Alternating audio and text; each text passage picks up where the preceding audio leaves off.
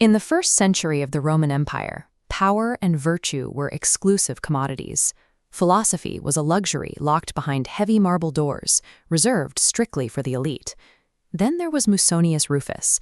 He held his classes in humble stone rooms, opening the doors to a crowd Rome usually kept apart: the poor, freed slaves, and women. Standard Roman leaders were expected to tower over the public, dispensing authority from horseback or palace steps. Musonius looked at the rigid class system of his day and taught that mental freedom was a universal human right, an idea that threatened the established order. He didn't come to this idea from the bottom of society. Born into a wealthy equestrian family, Musonius had full access to every privilege of Rome. Yet he chose to reject that luxury to pursue philosophical truth. He taught his students that virtue is the only true good. Wealth and poverty are neutral, having no impact on actual worth. This logic applies directly to people. An enslaved person weighs exactly the same in their capacity for excellence as an emperor. He extended this logic even further, publicly insisting that women must receive the same rigorous philosophical education as men, so they could govern their own minds and households with reason. By defining virtue as an internal choice rather than a birthright, he removed the justification for Rome's strict social hierarchies. Distributing power to the masses was a dangerous act during the reigns of Nero and the Flavian emperors. This was an era of paranoia and absolute authority. To teach that human worth is disconnected from rank was to challenge the emperor directly.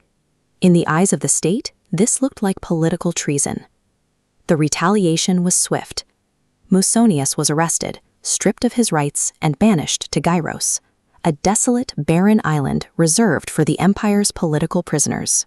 The empire's attempt to break his spirit actually provided the testing ground he needed. On Gyros, he would prove if his Stoic principles actually worked. On that wind-swept island, surrounded by misery and scarcity, Musonius refused to surrender to despair. He gathered whoever would listen and kept teaching. He compared his exile to a workout. Hardship is merely the resistance training required to strengthen human character.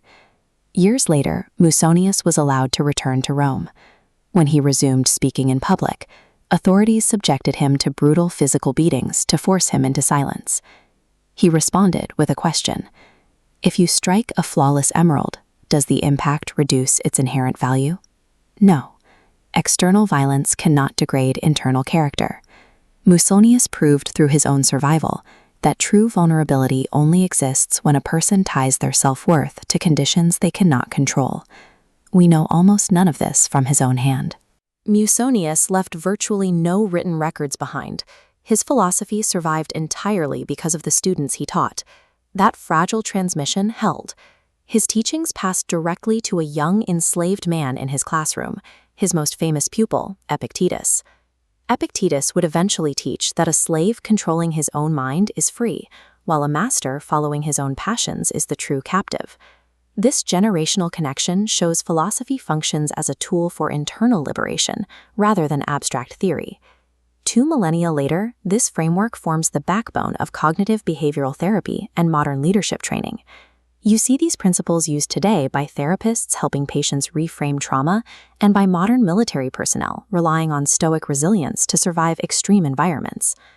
Modern classrooms containing diverse students and female teachers operate on the same logic Musonius taught when it was still a political crime. Musonius Rufus lived to prove a single enduring point: your mind, your virtue, and your freedom belong entirely to you. No empire or circumstance can take them away.